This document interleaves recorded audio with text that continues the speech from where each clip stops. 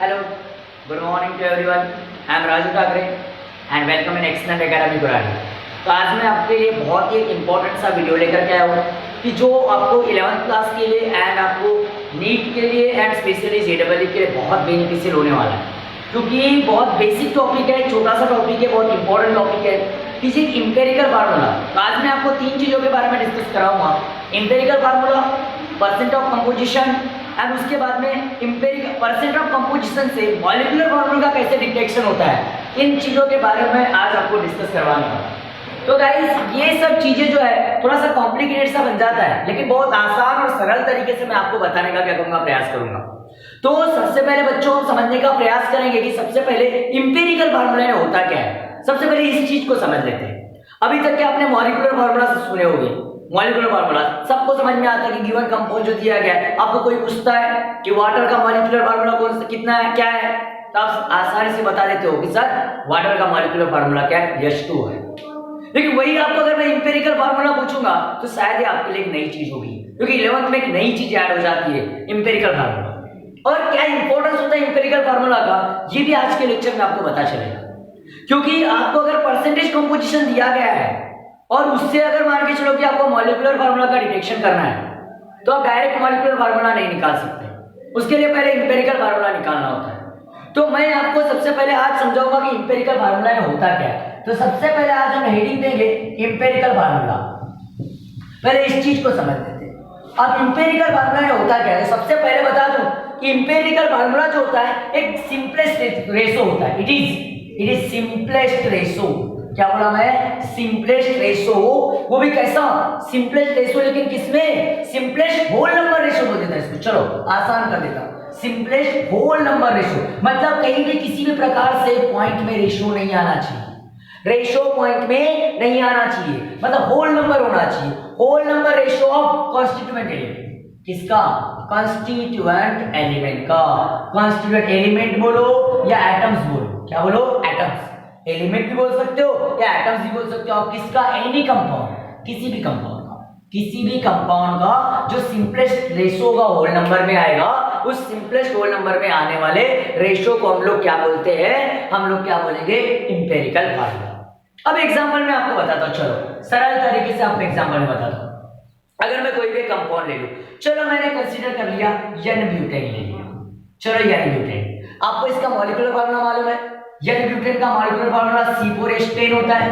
क्या होता है, C4H10 is the molecular formula of n butane. आपको एक बात मालूम है। अब मुझे बताओ, अब इसमें कार्बन एक और दूसरा हाइड्रोजन, ऐसे दो एटम है, इनका रेशो होगा कार्बन और हाइड्रोजन एलिमेंट का रेशो या एटम का रेशो। कार्बन के बेस में 4 है, तो उसके इसका मतलब 4 एटम्स है। क्या एटम्स है, 4 एटम नहीं, उसको बोल सकते हैं हम लोग 4 उसका क्या एटम है, तो 4 रेशो क्या हो जाएगा, 10। तो 4 रेशो को 10 को सिंप्लीफाई करो। अगर इसको 2 से डिवाइड कर दो, सिंप्लीफाई करते हो तो 2 रेशो क्या हो जाता है, 5 हो जाता है। अब इसका मतलब ये है कि इसका सिंपलेस्ट रेशो, अब इससे कोई सिंप्लीफाई ज्यादा हो सकता है क्या, इससे और कुछ सिंप्लीफाई कर सकते हो क्या, नहीं। तो मतलब इससे सिंप्लीफाई नहीं कर सकते, तो यहां पर रुक जाओ। अब इसका 2 आया और इसका क्या है, 5 आया। इसका मतलब इसका इंपेरिकल फार्मूला क्या हो जाएगा, इंपेरिकल फार्मूला क्या हो जाएगा, C का 2 है तो C2 हो जाएगा और H का 5 है तो क्या हो जाएगा, H5। मतलब C2H5 is the empirical formula of n butane. मतलब जो एटम्स दिए गए रहेंगे, उन एटम्स को क्या करते हुए चलना है, सिंप्लीफाई करते हुए चलना है। वही उसका क्या होगा, इंपेरिकल क्या होगा, फार्मूला होगा। समझ में आ रहा है मैं क्या बता रहा हूं। स्क्रीनशॉट ले लो इसका फटाक से। मैं एक बार फिर से इसको और एग्जांपल से आपको समझाने का प्रयास करता हूं। तो चलो ठीक है, इसका स्क्रीनशॉट ले लिया होगा आपने। देखो और एग्जांपल इंपेरिकल फार्मूला के लिए ले रहा हूं। चलो देखो और कुछ एग्जांपल ले रहा हूं। जैसे मैं गिवन कंपाउंड, चलो क्या बोल दिया, ग्लूकोज बोल दिया। क्या बोल दिया, ग्लूकोज। तो चलो ग्लूकोज की बात करते हैं। ग्लूकोज की बात करते हैं तो C6H12 और O6 होता है, इसका मॉलिक्यूलर फार्मूला है। इसका क्या है, मॉलिक्यूलर फार्मूला है। अब इससे इंपेरिकल फार्मूला निकालना है। अब इंपेरिकल फार्मूला निकालना है, यहाँ पर 3 टाइप के एटम है, कार्बन, हाइड्रोजन और ऑक्सीजन। कार्बन के कितने एटम है, 6 है। हाइड्रोजन के कितने, 12 है। और ऑक्सीजन के कितने हैं, 6 है। इसको 6 से सिंप्लीफाई कर दो, ये कितना हो जाएगा 1 हो जाएगा, ये 2 हो जाएगा और ये क्या हो जाएगा 1 हो जाएगा। और कुछ सिंप्लीफाई कर सकते हो इसको, इससे ज्यादा कुछ कर सकते हो? बिल्कुल नहीं कर सकते। तो इसका मतलब क्या हो जाएगा, इसका इंपेरिकल फार्मूला क्या हो जाएगा, C के बेस में 1 आया तो C1 और H का कितना 2 आया तो H2 और O का 1 आया तो कितना होगा O, मतलब C1H2O। 1 लिखते हमेशा नहीं, 1 को ये लिखते नहीं तो क्या CH2O is the empirical formula of glucose. और एक एग्जांपल से इसको समझ लेते हैं, और एक एग्जांपल ले लेते हैं आपको समझने के लिए। जैसे मैं अगर तीसरा एग्जांपल ले लिया एसिटिक एसिड, क्या ले लिया एसिटिक एसिड ले लिया, तो चलो इसका मॉलिक्यूलर फार्मूला जो होता है CH3COOH is the acetic acid. इसका अगर फार्मूला मॉलिक्यूलर फार्मूला बोलोगे तो C2H4O2, C2 मतलब देखो C2H4O2 मतलब क्या CH3COOH, ओके। C2 ये C और C2 H और ये इधर H है तो 4 और ये 2 है तो 2। अब मुझे बताओ कितने एटम है, 3 टाइप के, कार्बन हाइड्रोजन और ऑक्सीजन, इनका रेशो निकालना पड़ेगा, सिंपलेस्ट रेशो निकालना पड़ेगा। कार्बन कितना है 2 है तो 2, हाइड्रोजन 4 है बेस में 4 है तो 4, ऑक्सीजन के बेस में 2 है। इसको सिंप्लीफाई करो 1:2:1 हो जाएगा, 1:2:1। तो इसका इंपेरिकल फार्मूला क्या हो जाएगा, इसका C और H कितना 2 और फिर से O, इसका भी इंपेरिकल फार्मूला क्या बन जाएगा CH2O। Is it clear? I hope guys, बहुत इजी चीज है, बहुत इंपॉर्टेंट भी है और बहुत इजी चीज है। तो आप मॉलिक्यूलर फार्मूले से क्या निकाल सकते हो, इंपेरिकल फार्मूला का इजीली क्या कर सकते हो, डिटेक्शन कर सकते हो। आई होप कि आपको ये चीजें समझ रही है, तो ले लो इसका फटाक से स्क्रीनशॉट ले लो ताकि आपको ये चीजें समझ में आ जाए। तो ये था इंपेरिकल फार्मूला, बहुत इजी चीज। अब दूसरी चीज जो आज हम डिस्कस करने वाले हैं वो है परसेंटेज कंपोजिशन।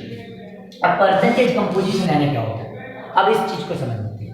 दूसरी चीज आज जो पढ़ने वाले हैं वो है परसेंटेज कंपोजिशन, और इन सबकी आज अपन को सबकी आज जरूरत गिरने वाली है, परसेंटेज कंपोजिशन। तो देख लो बच्चों, परसेंटेज कंपोजिशन यानी क्या होता है।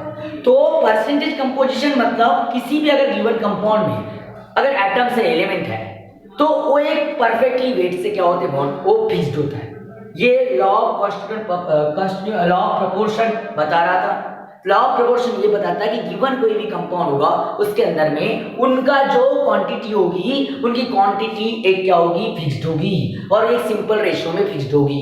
तो जैसे मैंने बोल दिया H2O का कंपोजिशन निकालना है, आपको परसेंटेज ऑफ कंपोजिशन निकालना है बोल, तो H2O का परसेंटेज ऑफ कंपोजिशन निकालने के लिए आपको किसी ने पूछा तो कैसे निकालोगे। तो यहाँ पर 2 टाइप के एटम है, एक हाइड्रोजन है और दूसरा कौन सा है, ऑक्सीजन। एक हाइड्रोजन है, दूसरा कौन सा है, ऑक्सीजन। तो मेरे को पहले परसेंटेज ऑफ हाइड्रोजन निकालना पड़ेगा, परसेंटेज ऑफ हाइड्रोजन, फिर मेरे को परसेंटेज ऑफ किसका निकालना पड़ेगा, ऑक्सीजन का निकालना पड़ेगा, दोनों के परसेंटेज निकालना पड़ेगा। तो परसेंटेज निकालने के लिए पहले इसका पूरा टोटल मास, मॉलिक्यूलर मास मुझे मालूम होना चाहिए। तो हाइड्रोजन का 2 और ऑक्सीजन का 16, क्योंकि ये हाइड्रोजन का 1 बेस में 2 है, तो इसका मुझे पता है इसका टोटल मॉलिक्यूलर मास 18 होता है। तो भाई कुछ नहीं, आपको करना क्या है, उसके खुद के मास से, एटम के मॉलिक्यूलर मास से आपको क्या करना है, टोटल मॉलिक्यूलर मास को क्या करना है, एटॉमिक मास से टोटल मॉलिक्यूलर मास को क्या करना है, डिवाइड करना है और मल्टीप्लाई बाय क्या करना है, 100 करना है। जैसे 2 एटम है हाइड्रोजन के तो उसका मास 2 हो जाएगा, क्योंकि 1 का 1 2 का 2 डिवाइडेड बाय 18 इनटू क्या करेंगे 100 कर देंगे। तो नियर अबाउट इसको कैलकुलेशन करोगे तो 11.79 समथिंग इसका क्या आ जाएगा, परसेंटेज होगा। मतलब वाटर के अंदर में 11.79% क्या है, जनरली तुम्हारा क्या है, हाइड्रोजन है। मतलब और ये जो परसेंटेज कॉम्पोजिशन जो होता है, ये ही हमको क्या करना पड़ता है, उसका एटॉमिक मास कंसीडर करना पड़ता है। क्योंकि 100% मतलब अगर मैंने 100 ग्राम अगर वाटर लाया तो उसके अंदर में हमेशा 11.79% क्या होगा, हाइड्रोजन होगा और बाकी का बचा हुआ ऑक्सीजन होगा। तो भाई ऑक्सीजन का परसेंटेज कंपोजिशन वैसे ही निकालेंगे। जैसे देखो हाइड्रोजन, अगर ऑक्सीजन की बात करते हैं तो ऑक्सीजन का एक ही एटम है, एक का कितना मास होता है, 16 होता है और टोटल मॉलिक्यूल का मास कितना है, 18 इनटू क्या करोगे, 100 करोगे। तो नियर अबाउट इसका आंसर कितना, 88 पॉइंट कितना निकलेगा, 21 निकलेगा परसेंट। सीधे है, क्योंकि और दोनों को ऐड करोगे तो 100% होना चाहिए। क्योंकि दो ही कॉन्स्टिट्यूएंट एलिमेंट है। समझ में आता है तो भाई 88.21 प्लस 11.79 तो 100% हो जाएगा। तो मतलब इसमें 88.21% क्या होगा, आपको क्या दिखाई देगा, ऑक्सीजन दिखाई देगा। तो ये हो गया परसेंटेज कंपोजिशन, कि ऐसे सीधे सीधे हम लोग परसेंटेज कंपोजिशन निकाल सकते हैं किसी भी कंपाउंड का, किसी भी कंपाउंड का निकाल सकते हो आप परसेंटेज कंपोजिशन। जैसे चलो मैं दूसरा अगर एक आदमी कंपाउंड लेता हूँ, अगर आपको परसेंटेज कंपोजिशन निकालना है, चलो मैंने क्या कर दिया, कार्बन डाइऑक्साइड ले लिया। क्या ले लिया, कार्बन डाइऑक्साइड। अब कार्बन डाइऑक्साइड ले लेता हूँ, लेकिन काफी एक एग्जांपल मेरे ख्याल से टाइम वेस्ट होगा, बाकी कुछ नहीं। ठीक है, एक एग्जांपल ऐसे आप मल्टीप्लाई ऐसे कैलकुलेशन करते हुए चलना, आप आसानी से परसेंटेज कंपोजिशन निकाल सकते हो। लेकिन मैं अभी गया कैसे, पहले मुझे मॉलिक्यूलर फार्मूला पता था, मैंने उससे इंपेरिकल फार्मूला भी पता किया, ठीक है, और उसके बाद में मैंने परसेंटेज कंपोजिशन निकाला, परसेंटेज कंपोजिशन निकाला कि नहीं निकाला। लेकिन मुझे परसेंटेज कंपोजिशन से अगर मॉलिक्यूलर फार्मूला निकालने के लिए बोला, तब जाकर के बहुत प्रॉब्लम वाली बात है, तब हम डायरेक्टली वहां पर नहीं निकाल सकते। डायरेक्ट परसेंटेज कंपोजिशन से हम मॉलिक्यूलर फार्मूला नहीं निकाल सकते। तो उस मॉलिक्यूलर फार्मूला को निकालने के लिए, उस मॉलिक्यूलर फार्मूले को निकालने के लिए हमको सबसे पहले इंपेरिकल फार्मूला निकालना पड़ेगा। कौन सा फार्मूला निकालना पड़ेगा, इंपेरिकल फार्मूला हमको पहले निकालना पड़ेगा। अब वो कैसे निकालना पड़ेगा, तो अभी देखो मैं कैसे बताऊं। जैसे एक क्वेश्चन ले लो, देखो ये तो आसान है, मॉलिक्यूलर फार्मूले से परसेंटेज ऑफ कंपोजिशन निकालना बहुत आसान काम है। लेकिन परसेंट ऑफ कंपोजिशन से अगर किसी ने बोला कि मॉलिक्यूलर फार्मूला निकालो, तो चलो मुझे यहाँ मालूम है कि अगर किसी ने बोला कि 11.79% अगर मान के चलो कि हाइड्रोजन है और ऑक्सीजन 88.21% अगर मान के चलो कि क्या ऑक्सीजन है, तो आपको बताओ बोलेगा कि उसका मॉलिक्यूलर फार्मूला क्या होगा। आपको मालूम है ये दो वैल्यू, तो स्ट्रेट फॉरवर्ड क्या बताओगे, वाटर बताओगे, ये मालूम है करके, इसका कंपोजिशन अभी निकाल लिए करके। लेकिन ऐसे कितने याद रखोगे, millions and trillions of compounds हैं, सबके याद रखना पॉसिबल है नहीं। तो फिर इसके लिए ट्रिक्स होगी, इसके लिए निकालने के लिए कुछ ना कुछ तो फंडा होगा, कुछ ना कुछ तो फंडा होगा इसको निकालने के लिए। तो उस फंडे को आज हम डिस्कस करेंगे, मतलब इन परसेंटेज कंपोजिशन से मॉलिक्यूलर फार्मूला निकालेंगे। कोई दिमाग में आ रहा है कैसे निकाला जाए, कोई बात नहीं, नहीं आ रहा है तो मैं निकाल के दूंगा। इसको स्क्रीनशॉट ले ली होगी शायद आपने, बढ़ो आगे। तो चलो आगे बढ़ते हैं। अब देखो मैं कैसे बता रहा हूं कैसे निकालना। चलो एक क्वेश्चन लेता हूं, ले लो एक क्वेश्चन। अगर मैंने बोल दिया, अगर मैंने बोला कि अगर क्वेश्चन ऐसा है, क्वेश्चन ऐसा है, कैसा है कि इन कंपाउंड, एक कंपाउंड के अंदर, इन कंपाउंड के अंदर परसेंटेज ऑफ कार्बन इज कितना है, 37.5 एंड परसेंटेज ऑफ हाइड्रोजन जो है, परसेंटेज ऑफ हाइड्रोजन इज 12.5%, ठीक है, 12.5%। एंड परसेंटेज ऑफ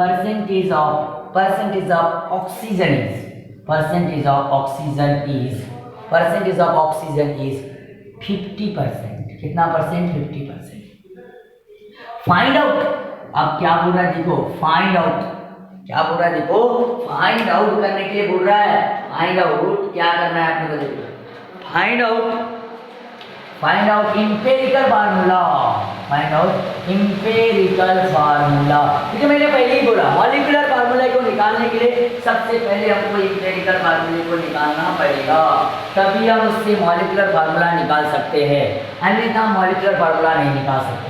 तो इंपेरिकल फार्मूला एंड और एक चीज मास ऑफ या मॉलिक्यूलर मास, इंपेरिकल नहीं बोला, molecular mass of compound, given compound या कंपाउंड इज 64, क्या बोलोगे, 64 ग्राम पर मोल। और उसके साथ then find out molecular formula, फिर उसके बाद उसका मॉलिक्यूलर फार्मूला निकालना है। सोचो बच्चों, सोचो कैसे निकालोगे, कोई दिमाग चल रहा है, सोचो जरा, कुछ दिमाग चल रहा होगा तो कैसे निकालोगे इसको, जरा सोचो। अगर दिमाग चल रहा हो थोड़ा सा लगाओ, थोड़ा सा दिमाग, इसको कैसे निकालें? चलो कोई बात नहीं, मैं बताता हूँ इसको कैसे निकालना है। सबसे पहले देखो इसके अंदर में, सबसे पहले देखो कौन से एलिमेंट से मिलके बनाए। एक जो तुम्हारे पास में, अब ये यहाँ पर नंबर ऑफ एटम ले लो, एटम्स ले लो। पहले कौन से एटम से मिलके बना, कौन से एटम से मिलके बना वो देख लो। तो एटम यहाँ पर कौन सा है? एक कार्बन है, एक क्या कार्बन है, दूसरा कौन सा है? एक कार्बन है, दूसरा हाइड्रोजन है, मतलब ये अच्छा है, और तीसरा कौन सा? ऑक्सीजन है। इतना क्लियर हो गया। 3 टाइप के एटम से टेबल बना लो ताकि आपको बहुत आसान रहे। टेबल बना लो, 3 टाइप के एटम से मिलकर बना है, ठीक है गाइस? 3 टाइप के एटम से मिलकर बना है। अब एक कार्बन हो गया, हाइड्रोजन हो गया, अब उसका परसेंटेज कंपोजिशन लिखो, परसेंटेज कंपोजिशन। भाई परसेंटेज कंपोजिशन कार्बन का 37.5 है, हाइड्रोजन का 12.5 है, और इसका ऑक्सीजन का क्या 50% है। टोटल अगर निकालोगे तो 100% होने वाला है, मालूम है। अब लेकिन इसके बाद में अपने को नंबर ऑफ मोल निकालना पड़ेगा। तो नंबर ऑफ मोल निकालने का फार्मूला क्या होता है? ये देखो, परसेंटेज कंपोजिशन को क्या कंसीडर करना बोला मैंने? वो मास है, उसी को मास मानना है। परसेंटेज कंपोजिशन ये मास के रिगार्डिंग होता है, क्योंकि ये टोटल 100% है, तो समझना कि 100 ग्राम है पूरा, तो 37.5 ग्राम ये है, 12.5 ग्राम वो है, और 50 ग्राम ये है, ऐसा कंसीडर करना हमेशा। समझ में बात आ रही मैंने क्या बोला? मतलब इस परसेंटेज कंपोजिशन को ही कंसीडर करना पड़ता है कि उसको मास है, उस कार्बन का क्या मास है, इस हाइड्रोजन का क्या मास है, ऑक्सीजन का क्या मास है, ये हमेशा कंसीडर करना पड़ता है यहाँ पर। इस चीज को मेरे ध्यान। तो मास मेरे को नंबर ऑफ मोल निकालना है। नंबर ऑफ मोल निकालने का फार्मूला क्या था? मास इन ग्राम 37.5 डिवाइड में कार्बन का टोटल मास कितना होता है? 12 होता है। अरे कार्बन का एटॉमिक मास 12 होता है ना, इसको निकाल लेंगे, ठीक है? इसको अगर कैलकुलेट करेंगे तो नियर अबाउट इसको कैलकुलेट करने के बाद में जनरली 36 हो जाएगा, मतलब 3.125 आ जाएगा, 3.125 आ जाएगा। ये अगर इसका निकाल दे तो देखो, अब यानी इसका ये कितना है? 12.5 है, 12.5 है। इसका मास तो 1 होता है, तो जैसे का वैसा 12.5 रह जाएगा। अब उसके बाद में ऑक्सीजन की बात करते हैं तो 50 अपॉन में कितना हो जाएगा? इसका एक का 16 होता है, तो ये जनरली कितना हो जाएगा? 3.15 हो जाएगा, 3.125 हो जाएगा। क्यों हो जाएगा आपको पता है? 3 अगर बात करो 16 से तो 3 ओके, ठीक है, बराबर 3.125 हो जाएगा। अब भाई प्रॉब्लम ये है कि यार ये होल नंबर में है। कभी भी आपने कोई फार्मूला देखी तो CO2 तो कभी भी देखो इसके जो बेस में कभी भी ऐसा पॉइंट में नहीं आता, मतलब डेसिमल में वैल्यू नहीं आती, डेसिमल पॉइंट में वैल्यू कभी नहीं आती। तो कहीं ना कहीं इसको डेसिमल से होल नंबर में कन्वर्ट करना पड़ेगा। होल नंबर में कन्वर्ट करने का तरीका एक है, मैं बता देता हूँ आपको। बहुत ईजी तरीका है कि होल नंबर में कैसे कन्वर्ट करोगे इसको। बहुत जबरदस्त। कुछ याद आ रहा है आपको कि होल नंबर में कैसे कन्वर्ट करें? समझ में आ रहा है? कुछ नहीं आ रहा है? कोई बात नहीं बच्चों, मैं बताता हूँ आपको कैसे से करना है। यहां से इनमें से देखना है, तीनों वैल्यू में से सबसे छोटी वैल्यू कौन सी है? सबसे छोटी वैल्यू कौन सी है? मेरे वर्ड पर फोकस करो। इसमें से सबसे छोटी वैल्यू कौन सी, पहले उसको देखो और उससे फिर उन सारी वैल्यूज को क्या करो? डिवाइड करो तीनों को। ये 3 वैल्यू है, 3.125, 12.5, 3.125। इनमें से सबसे छोटी 3.125 है। अब दो बार है तो मैं क्या करूं? छोटी तो कोई भी एक ही लेना पड़ेगा, तो 3.125 छोटी। तो मैं इसके भी 3.125 को डिवाइड करूंगा 3.125 से, क्योंकि छोटी वैल्यू है। इसको भी 12.5 मतलब क्या निकला? 12.5 निकला था। 12.5 को डिवाइड करूंगा 3.125 से, छोटी वैल्यू, ठीक है। फिर इसको भी ये जो निकला है 3.125 को 3.125 से डिवाइड करूंगा तो नियर अबाउट 1 हो जाएगा। ये 3 4 12 मतलब ये नियर अबाउट 4 आएगा, पॉइंट में नहीं लेना, ठीक है। और ये कितना हो जाएगा? 1। मतलब ये 1 है, ये 4 है और ये 1 है। और इस डाटा पे से ही इंपेरिकल फार्मूला डिसाइड करना। इस डाटा पे से ही इंपेरिकल फार्मूला क्या कर लेना? डिसाइड कर देना। तो कितना? कार्बन के बेस में 1 होगा, कार्बन का 1 निकला तो 1 होगा, हाइड्रोजन 4 होगा और ऑक्सीजन 1 होगा, और इस डाटा से इंपेरिकल फार्मूला निकलेगा। तो इससे हम लोग निकाल सकते हैं the empirical formula of given compound is C का 1 निकला तो C1 लिखते नहीं हम लोग, H का 4 निकला तो H4, और O का 1 निकला 1 लिखते नहीं बेस में, तो C1 H4 और O1, मतलब 1 बेस में लिखते नहीं, करके नहीं निकला। ये क्या हो गया इसका एम्पिरिकल क्या हो गया फार्मूला। तो हमने एम्पिरिकल फार्मूला निकालना था हमारा, पहले हमने एग्जाम पास आउट कर लिया। फिर उसके बाद है, लेकिन प्रॉब्लम ये है मॉलिक्यूलर फार्मूला भी निकालना है, और मास इसका 64 ग्राम दिया है, तो क्या देख लेंगे इसका मास 64 ग्राम आता है क्या। तो कभी कभी ऐसा भी हो सकता है इंपेरिकल फार्मूला भी सेम और मॉलिक्यूलर फार्मूला भी सेम, कभी कभी हो सकता है, लेकिन यहाँ देख लेंगे इसका। अगर मान के चलो कि मैं अभी क्या निकालूंगा, सबसे पहले इसका इंपेरिकल मास निकालने का प्रयास करूंगा, इंपेरिकल मास कितना निकलेगा, क्योंकि मॉलिक्यूलर मास के लिए मुझे इंपेरिकल मास की जरूरत गिरेगी। समझ में बात आ रही है, मुझे इसकी जरूरत गिरेगी, किसकी, इंपेरिकल मास की। तो इसका इंपेरिकल मास निकालो, इतना होगा, इतना आएगा, तो इंपेरिकल फार्मूला भी वही होगा और मॉलिक्यूलर फार्मूला भी वही होगा। नहीं आएगा तो फिर अपने को मॉलिक्यूलर फार्मूला निकालना पड़ेगा। तो इसका इंपेरिकल मास निकालने जा रहा हूं। तो भाई कार्बन के बेस में कुछ नहीं है, मतलब 1 है, तो नंबर ऑफ एटम 1 है, इंटू एक कार्बन का मास कितना होता है 12 होता है प्लस, ठीक है गाइस। और हाइड्रोजन का कितना हो जाएगा भाई, हाइड्रोजन के बेस में 4 है और उसका खुद का एक एटम का मास 1 होता है, तो 4 × 1, और भाई प्लस ऑक्सीजन के बेस में कुछ नहीं, मतलब 1 है और उसका खुद का मास 16 होता है, तो 16।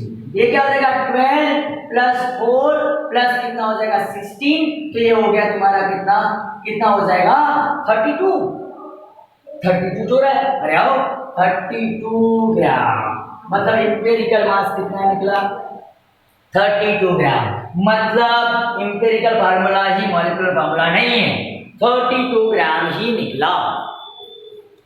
अब 32 ग्राम निकला इंपेरिकल मास, लेकिन मुझे मॉलिक्यूलर मास निकालना है। इतना समझा होगा तो फट से स्क्रीनशॉट ले लो इसका, मैं बात हो गया, स्क्रीनशॉट ले लो इसका फटाक से, क्योंकि क्वेश्चन मैं इरेज करूंगा, क्वेश्चन इरेज करूंगा। अब इस डाटा पे से चलो मैं इसको इरेज कर दिया, तो अब इस पे से देखो इंपेरिकल मास कितना निकला है, मतलब empirical mass the empirical mass of given compound is 32 gram. But problem ये है, प्रॉब्लम की जड़ वहां पर है कि अपने को, बट प्रॉब्लम ये है, बट प्रॉब्लम क्या है, गिवन मास हमारे पास में अलग दिया है, but given mass is, question में क्या था, मास दिया रहेगा हमेशा, गिवन मास 64 ग्राम, मतलब ये गिवन मास क्या है, गिवन मॉलिक्यूलर मास, बट क्या है गिवन मॉलिक्यूलर मास, कौन सा मास, मॉलिक्यूलर मास कितना दिया है 64 ग्राम दिया है। अब भाई इसका मतलब ये होगा कि यहाँ पर कहीं ना कहीं तो भी हमको अभी चेंजेस करना है। तो अब ये चीज आपने पढ़े होंगे, इससे पहले मैंने पढ़ा होगा, तो मॉलिक्यूलर फार्मूला निकालने का फार्मूला क्या होता है, मॉलिक्यूलर फार्मूला निकालने का फार्मूला क्या होता है, R × इंपेरिकल फार्मूला।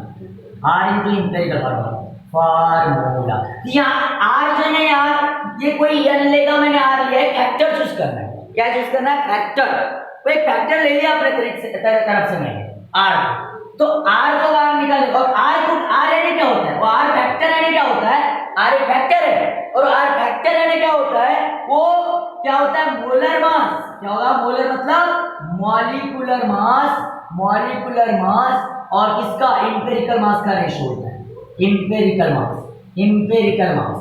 तो मॉलिक्यूलर मास कितना है 64 ग्राम और इंपेरिकल मास 20 कितना निकला 32 ग्राम, तो भाई ये 2 हो जाएगा, मतलब R = क्या हो जाएगा 2 हो जाएगा। पिक्चर क्लियर हो गई, इसी वैल्यू से मॉलिक्यूलर फार्मूला निकाल सकता हूं मैं, R की वैल्यू यहां पुट अप कर दूंगा, इसको इक्वेशन नंबर 1 बोल दिया, ये वाला होगा, ठीक है। तो भाई कि R की वैल्यू, अब इसको भी इरेज कर देता हूं, रिपीट कर करके वीडियो देखना मेरा, ठीक है। तो भाई अब क्या करूंगा मैं कि इसका मॉलिक्यूलर फार्मूला निकालना मेरे को, क्या निकालना है, मॉलिक्यूलर फार्मूला, मॉलिक्यूलर फार्मूला निकालना है, आसान ना। अब आर की वैल्यू कितनी निकली, 2 निकली, तो आर की देखो, अब एक बार फिर से लिख देता हूं, आर इंटू क्या, इंपेरिकल फार्मूला, इंपेरिकल फार्मूला, ठीक है।